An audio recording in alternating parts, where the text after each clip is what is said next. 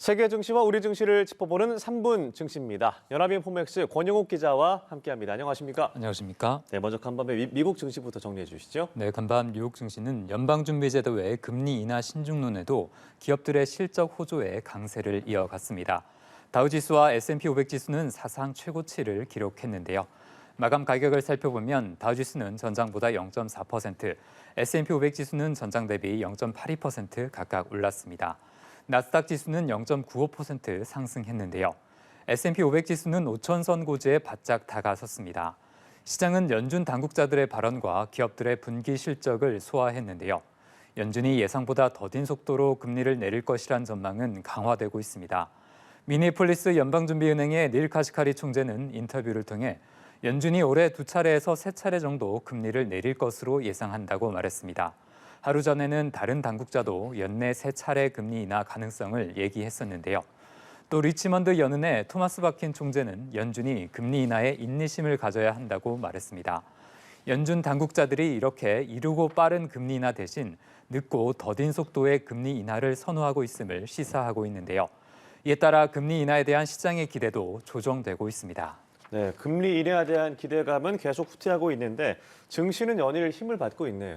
네, 그렇습니다. 금리 인하 후퇴라는 악재를 다른 호재가 모두 상쇄하고 있기 때문인데요.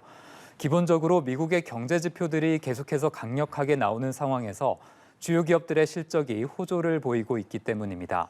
현재까지 기업들의 4분기 실적 발표가 절반을 넘어가는 가운데 대다수 기업이 예상치를 웃도는 실적을 내놓고 있는데요. 간밤에는 포드가 매출이 예상치를 웃돈 데다가 테슬라와 경쟁할 전기차를 내놓는다는 소식에 주가가 6% 넘게 뛰었습니다. 치포틀레 멕시칸 그릴의 주가도 실적 호조 속에 7% 이상 올랐고요.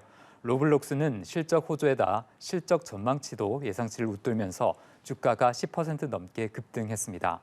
우버는 예상치를 웃돈 실적에 강보합권을 보였는데요.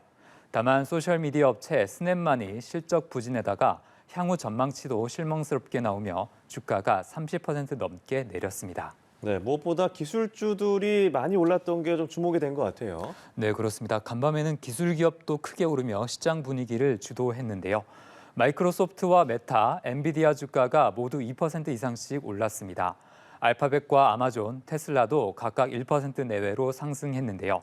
장 마감 후에는 월트 디즈니가 실적을 발표했는데요.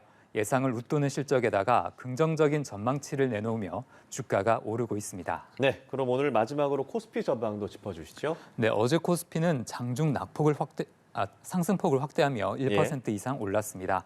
지수는 2,600선을 회복했는데요.